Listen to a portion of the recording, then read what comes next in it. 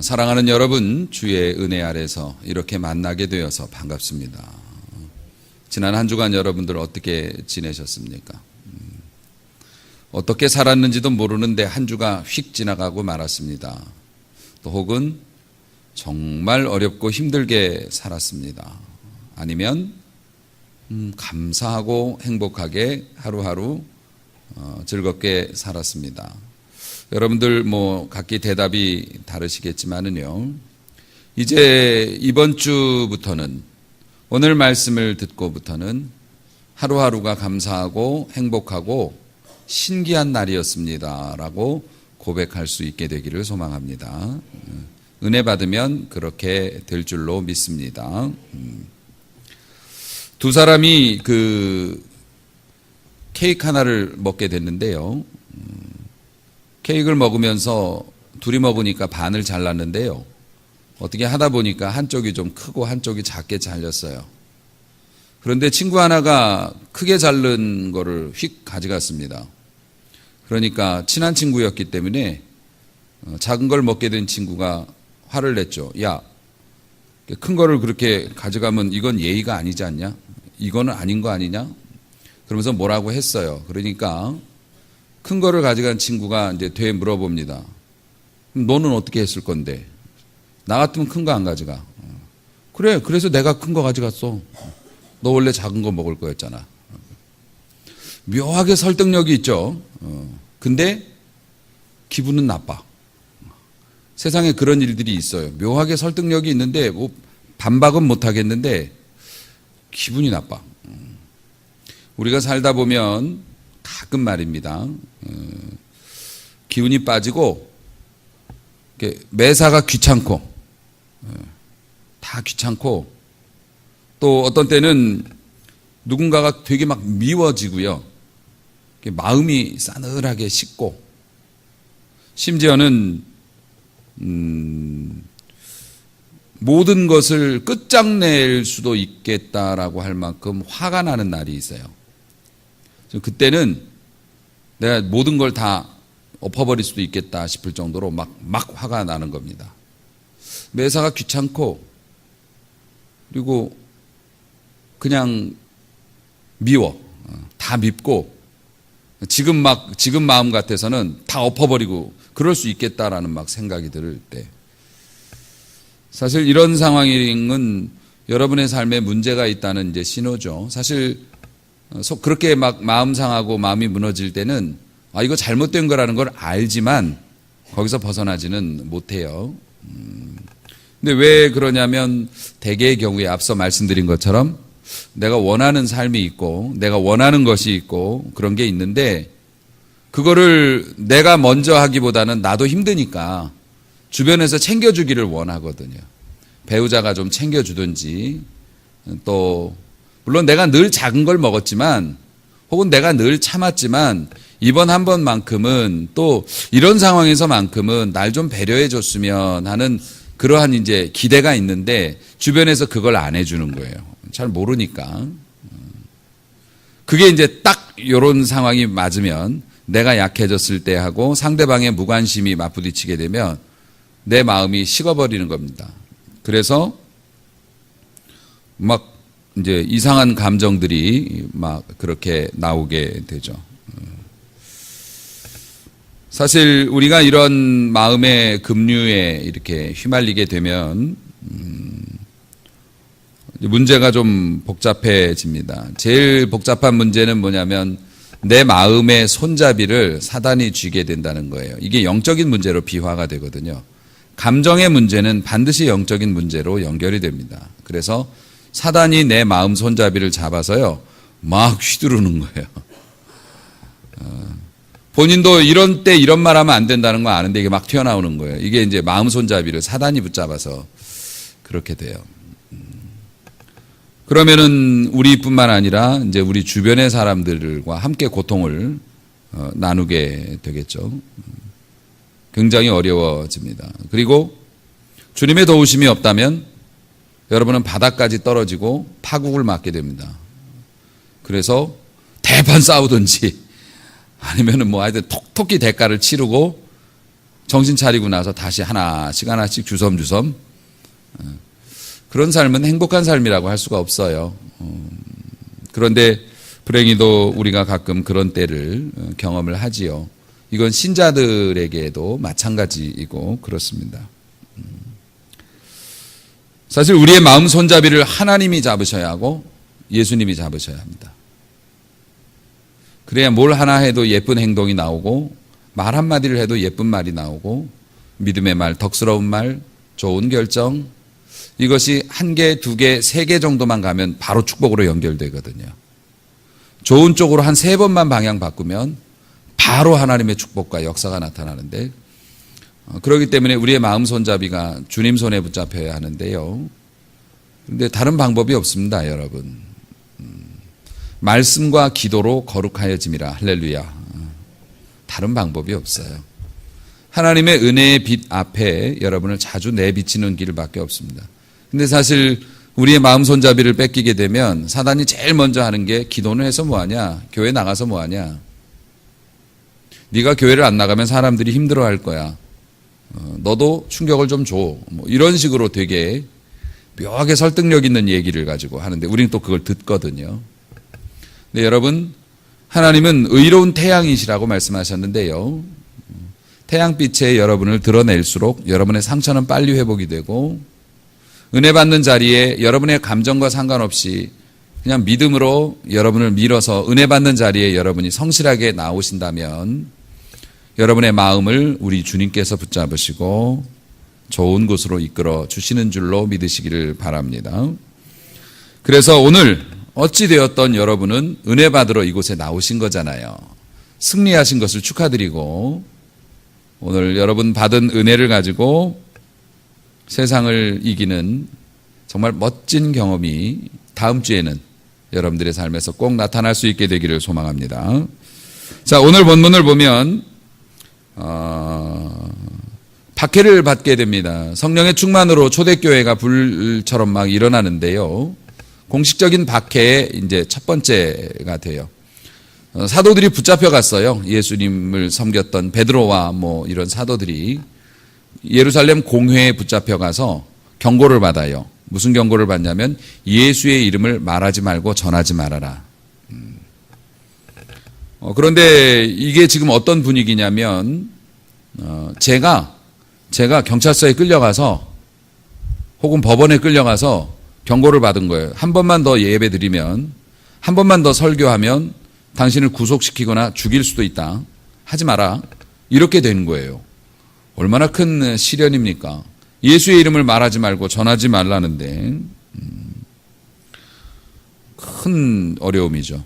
사실 초대교회에서 첫 번째 박해가 예수 이름 말하지 말어 라는 걸로 나왔다는 건 이 땅에 살아가는 성도들이 받는 모든 박해의 모형이 됩니다. 이게 다시 말해서 공권력에 의해서 뭐 공산국가나 민주적이지 않은 국가에서는 나라에서 뭐 기독교를 금지하는 나라도 아직도 있습니다만은 우리의 삶 같은 경우에는 공권력이 우리에게 예배 못 드리게 하는 건 아니지만 예배를 드리지 못하게 만드는 환경들이 우리에게 있어요. 너 계속 똑같이 예배 드리고 똑같이 헌금하고 똑같이 봉사하고 그러면 너 가난해진다. 너 굶는다. 너 기회를 빼앗길 수도 있다. 너 건강이 나빠질 수도 있다. 네 자녀들이 안 될 수도 있다. 뭐 이런 환경적인 압박이라는 게 있거든요. 사실 그것도 박해죠. 우리가 신실하고 성실하게 신앙생활을 할 수 없게 만드는 박해입니다. 또 우리들의 건강상의 이유나 감정의 문제 이런 것들로 하여금 우리가 그런 것들이 우리로 하여금 교회를 못 나가게 하고 신앙생활을 위축되게 만들면 사실 이게 박해예요. 그 배후에는 다 영적인 세력들이 있는 거니까요. 교회는 이 박해를 첫 번째 왔던 이 박해를 어떻게 해결을 했는가 믿는 사람들이 사실 이것은 우리가 감당하고 있는 이런 박해와 어려움들 신앙생활의 애로사항들을 어떻게 이겨낼 수 있는가에 대한 모범답안이 되잖아요. 초대교회에는 이걸 아주 멋지게 이겨냈고 모범답안을 우리에게 주셨습니다. 자, 말씀 속으로 여러분 한번 들어가 볼까요? 사도들에게 문제가 생겼어요. 협박을 받았어요. 그 협박이 목숨과 관련되는 거예요. 사실 이 사람들이 목숨을 빼앗을 수도 있는 권세를 가졌고 실제로 예수님을 죽인 바가 있는 사람들이기 때문에 심각한 위협을 받았어요. 여러분의 삶에 심각한 위협이 생겼어요. 어려움이 생겼어요. 이게 큰 위태로운 일이, 그런 일이 갑자기 여러분의 삶에 생겼어요. 그러면 초대교회 사도들의 모형을 따르면 어떻게 되느냐? 23절 말씀 한번 보십시오. 자, 사도들이 그렇게 경고를 받고 풀려났습니다. 23절, 사도들이 노임에 동료들에게 가서 제사장들과 장로들의 말을 다 알리니, 이렇게 되어 있어요. 동료라고 하는 것이 뭡니까? 동료들이라고 한 건 교인들을 말해요. 함께 속해 있는 사람들, 교회로 갔다는 거예요. 사랑하는 성도 여러분, 여러분의 영원한 소속은 교회입니다. 성도는 문제가 생기면 교회로 나와야 하고 교회로 돌아와야 합니다. 성도라면. 박해를 당하고 고난을 당하고 문제에 빠지면 어떤 사람은 교회를 떠나는 선택을 합니다.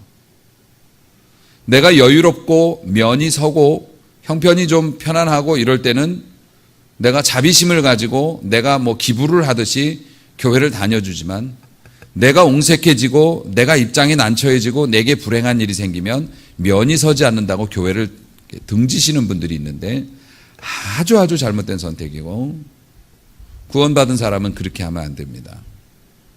여러분, 이건 감정의 문제가 아니에요.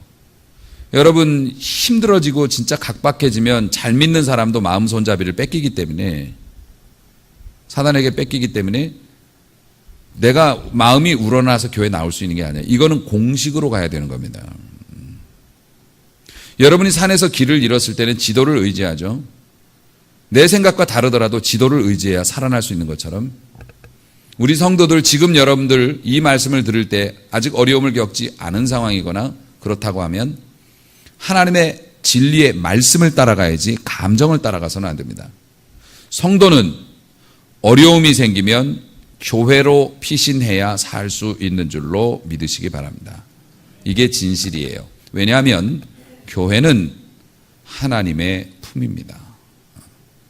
만 가지의 문제를 해결해 주시는 하나님의 능력의 품이 교회입니다.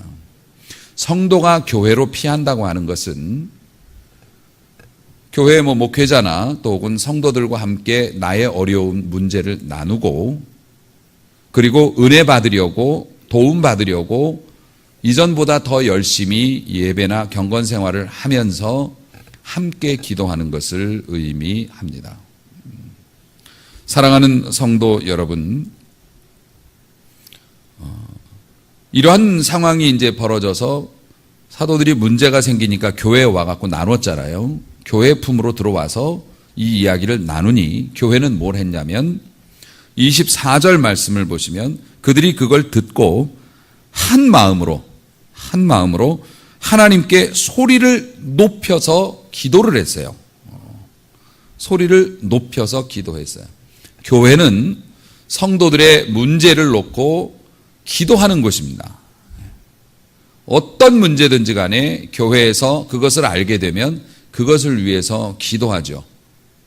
여러분, 이 기도가 얼마나 큰 능력이 있는지. 믿지 않는 사람들은 기도라고 하는 것은 연약한 사람들의 비명일 뿐이다, 이렇게 얘기를 해요. 할 것 없고 힘없는 사람들이 모여서 소리 지르는 거라고 얘기하는데 무식을 해도 적당히 무식해야지. 여러분, 기도는 연약한 자의 비명이 아닙니다. 만유의 대주제 되시는 우리 하나님께 올리는 우리의 탄원이고요. 그 역사가 말도 못합니다. 자, 그 내용을 한번 보겠습니다. 자, 오늘은 어려운 상황이 아니에요. 여러분의 삶에 절박한 문제가 생기면 여러분은 어떻게 해야 사는가? 교회 품으로 돌아와서 함께 기도하면 된다. 이게 오늘의 딱 주제예요. 이게 끝이에요. 그런데 기도의 내용을 한번 보세요. 여러분이 기도할 때나 교회에서 합심해서 기도할 때 잊지 말아야 할 내용들이 오늘 본문에 있어요. 기도를 어떻게 하냐면 24절 중반에 보니 일단 한 마음이고요. 소리를 높여서 열심히 했다는 건데 대주제 그리고 천지와 바다와 그 가운데 만물을 지으신 이 우리 하나님을 그렇게 평가를 합니다. 기도하는 사람들은 막연한 대상에게 기도하는 것이 아니죠. 기도하는 게 아니죠. 우리의 운명을 하나님이 쥐고 계시다는 것을 믿고 기도해야 합니다. 대주제 천지와 만물과 모든 것을 마음대로 하실 수 있는 권세를 가지신 하나님을 그렇게 믿고 기도를 한 겁니다. 사랑하는 성도 여러분, 여러분이 아무리 힘들고 어려운 상황에 놓여 있다 해도 하나님은 그걸 바꾸실 수 있습니다. 이전에 누구도 그렇게 해본 적이 없어요. 아니요, 하나님은 지금도 하실 수 있어요. 여러분, 천재지변이 아니라 불치의 병이 아니라 귀신의 역사가 아무리 강하다고 해도 하나님은 하실 수 있습니다. 기도하는 사람은, 기도하는 교회는 하나님이 능력과 권세를 가지신 천지를 마음대로 움직이실 수 있는 분이라는 사실을 믿고 기도하는 겁니다. 그뿐만 아니라 이분들이 이런 이야기를 해요. 우리 종 25절입니다. 주의 종 우리 조상 다윗의 입을 통하여 성령으로 말씀하셨는데 이전에 구약 성경에 나타난 예언을 지금 얘기하고 있는 거예요. 성령께서 그 옛날 우리 조상이었던 다윗 임금님의 입을 통해서 이런 말씀을 하셨습니다. 어찌하여 열방이 분노하며, 열방이라는 건 많은 나라들을 의미하고요. 사람들이, 족속들이 허사를, 쓸데없는 일들을 꿈꾸고 생각하는가? 세상의 군왕들, 힘을 가진 여러 명의 왕들이 나서고 관리들이, 공무원들이 함께 모여서 주와 그의 그리스도를 대적하도다 하시니로소이다. 이게 뭐냐면 하나님, 기도하는 사람들이 기도를 이렇게 하는 거예요. 하나님, 성경 말씀을 보니, 예언의 말씀을 보니 옛날에 우리 다윗 임금님에게 성령이 이미 말씀하셨던데요. 그리스도가 나타나면 그 그리스도를 대적하는 세력들이 나타날 거라고. 우리가 그것이 이루어지고 있는 것을 우리가 지금 봅니다. 하나님, 믿음으로 살면 또 믿음으로 살려고 애를 쓰면 사단이 우리를 건드릴 수도 있고 사단이 우리를 핍박하는 일이 있을 거라고 하신 주님의 음성을, 주님의 말씀을 내가 오늘 기억합니다. 과연 주님이 말씀하신 그 일이 일어났군요. 옛날 성령을 통하여서 다윗에게 예언했던 그 일이 지금 일어나고 있군요. 메시아가 이 땅에 나타나니 여러 왕들과 여러 권세를 가진 사람들이 우리를 핍박하고 예수의 이름을 핍박하는군요. 27절, 실제로 과연 헤롯과 본디오 빌라도는 이방인과 이스라엘 백성과 합세해서 하나님이 기름 부어 세우신 종 예수를 거슬려서 예수님 싫다고 밉다고 하나님의 권능과 뜻대로 이루려고 예정하신 그것을 행하려고, 다시 말해서 메시아가 나타나면 세상에 힘 가진 자들이 메시아를 핍박하고 그를 따르는 자들을 핍박할 거야 라는 하나님의 말씀을 이루려고 저렇게 모여서 우리한테 압박을 가하고 있습니다. 믿음으로 사는 자들은 사단이 미워하기 때문에 잠깐의 시험을 겪을 거야. 그 일이 저에게 일어났군요. 저 사람들을 보십시오. 저 사람들의 능력과 힘으로 나를 억누르고 내가 원하는 것을 못하게 하려고 하는군요. 내가 넘어가야 할 곳, 내가 가져야 할, 내가 취해야 할 그 복은 내 손에 닿지 않는 너무 높은 곳에 있군요. 그런데 이게 하나님의 뜻대로 되어가고 있군요.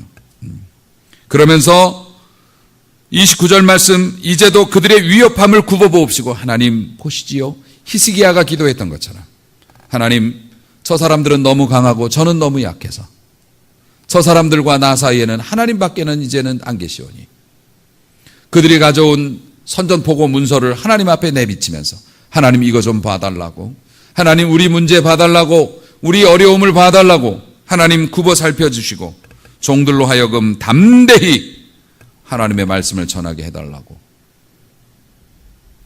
말씀 전하지 말라고 했으니까 담대히 말씀 전하게 해달라고, 두려움을 없애달라고. 하나님, 제가 믿음으로 살아볼 테니 하나님 그것 때문에 내가 두려워하지 않게 해달라고 그렇게 기도를 하고요. 손을 내밀어 병을 낫게 하시옵고 표적과 기사가 거룩한 종 예수의 이름으로 이루어지게 해달라고. 할렐루야.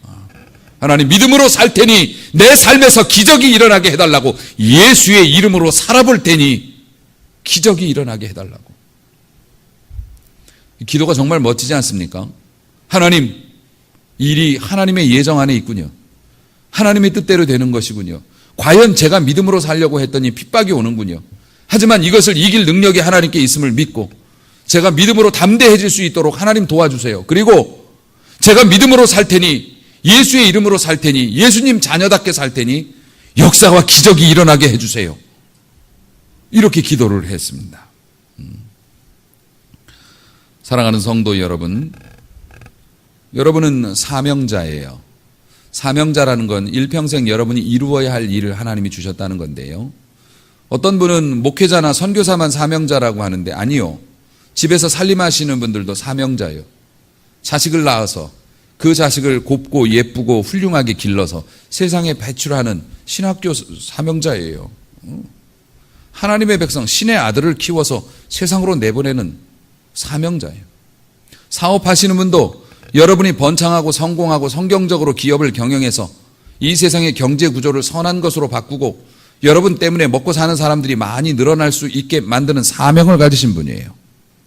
직장을 다니시는 분도 그곳에서 충성해서 그곳에 많은 사람에게 유익을 끼치고 그 직장을 강건하게 만드는 사명을 가지신 분들이에요. 힘든 일 세웠다고 가정 세우는 일 중단하면 되겠습니까? 사업하다가 어려운 일 몇 번 생겼다고 그 사업 접으면 되겠습니까? 직장 다니다가 기분 나쁜 일 있다고 그냥 집어치우면 되겠습니까? 아니요. 여러분이 하시고 있는 모든 일이 하나님이 주신 사명인데 여러분에게 주신 인생의 과제고 그것을 감당하라고 하나님이 거기에 보내주셨는데 여러분, 여러분이 믿음으로 그것을 당당하게 감당하고 맞서면 대적이 힘을 쓰지 못하는 줄로 믿으시기를 바랍니다. 사랑하는 성도 여러분, 우리가 기도하면 초대교회가 기도했을 때, 성도들이 기도했을 때 임금도 총독도 두 손을 들었어요. 할렐루야.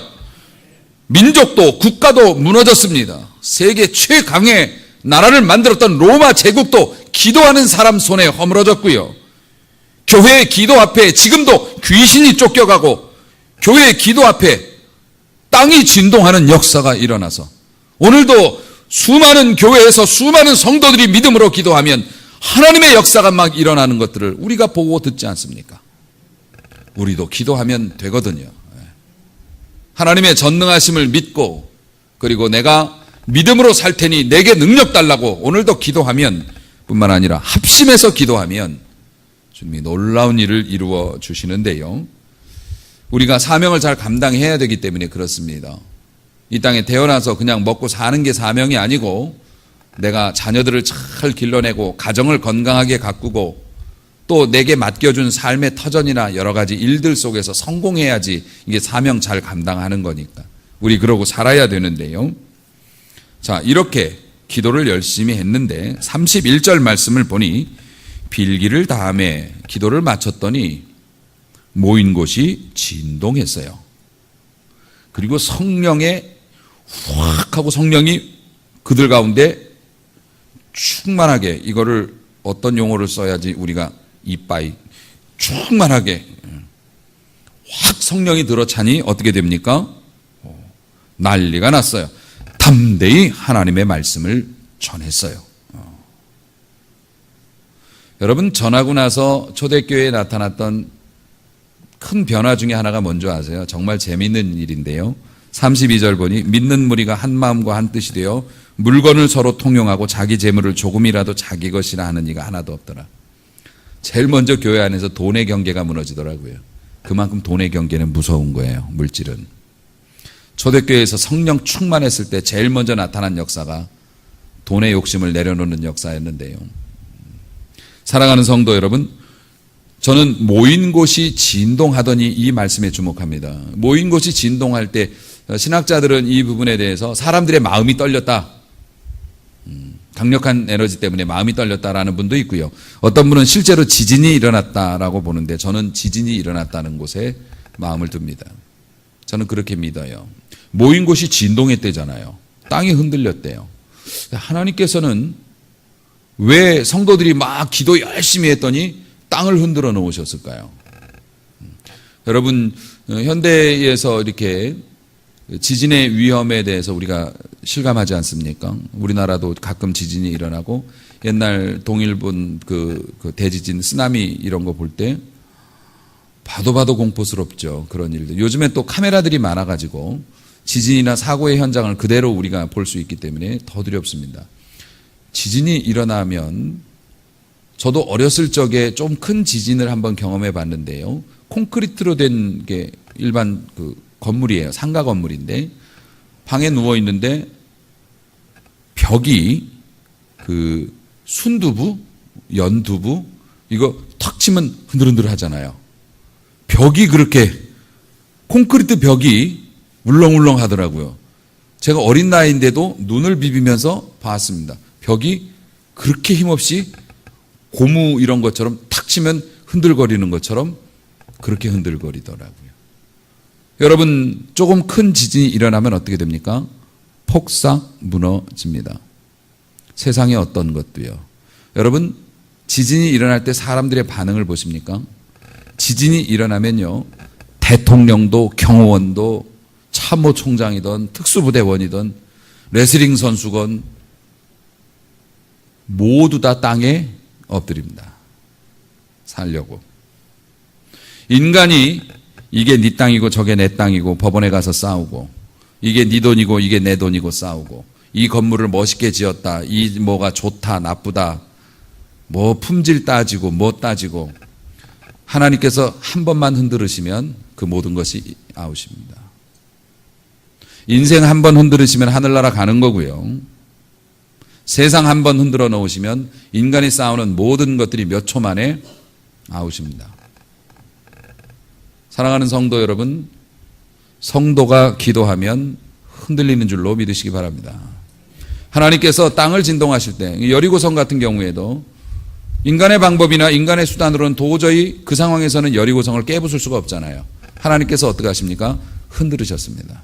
여리고성이 스스로의 힘으로 안으로 무너져서 성벽 밑에서 전쟁하려고 지키고 있던 군사들이 다 죽었고요. 그 무너진 틈으로 이스라엘은 들어갔습니다.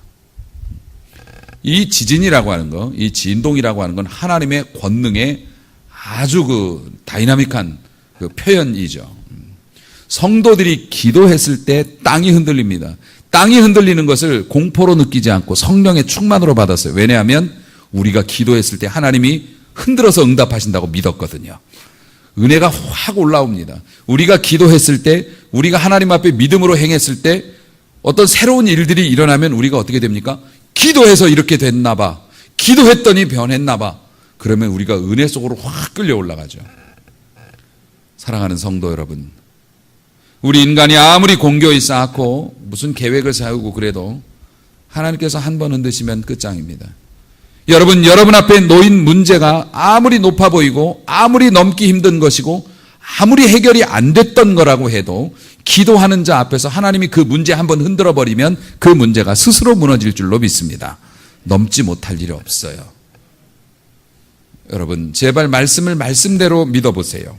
여러분, 하나님의 권능이 임하시면 어떤 박해나 어떤 방해나 어떤 문제라고 하더라도 놀라운 일이 생기는 줄로 지금 믿으시기를 바랍니다. 어떤 사람에게 그러한 것이 생기나 기도하는 사람에게 생기고요. 특별히 함께 기도할 때 이런 역사가 일어나는데요. 그러므로 사랑하는 성도 여러분, 여러분이 어려움을 겪으면 더 교회의 품으로 들어오셔야 합니다. 아버지의 품으로 파고들어야 합니다. 아버지의 품으로 파고들어서 내가 이런 일을 당했고 또 이런 소망이 있노라고 나누고 함께 손을 붙잡고 합심해서 기도할 때 사랑하는 성도 여러분, 여러분의 문제가 흔들려 쓰러지고 여러분을 막고 있던 것들이 여러분을 도와주는 것으로 바뀌며 여러분 그동안 평생 안 됐던 문제라고 할지라도 하나님이 꺾으시면 똑 하고 부러져서 여러분 앞에 무릎을 꿇게 되는 일이 생긴다는 줄로 믿으시기를 바랍니다. 사랑하는 성도 여러분, 믿음의 눈으로 여러분의 처한 상황을 바라보세요. 그리고 구해보세요. 여러분의 삶의 어려움은 하나님이 영광을 받으시기 위한 또 하나의 방법이 되기도 합니다.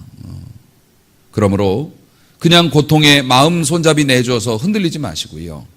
아, 이럴 때 내가 더 하나님의 품으로 파고들 때로구나 생각해서 열심히 기도하고 우리가 서로 함께 기도해서 우리의 삶의 모든 문제가 흔들리고 쓰러지며 우리가 그러한 일들을 보면서 성령이 가득 차 올라와 하나님께 영광 돌리는 거룩한 성도와 복받을 교회로 쓰임받을 수 있게 되기를 소망합니다.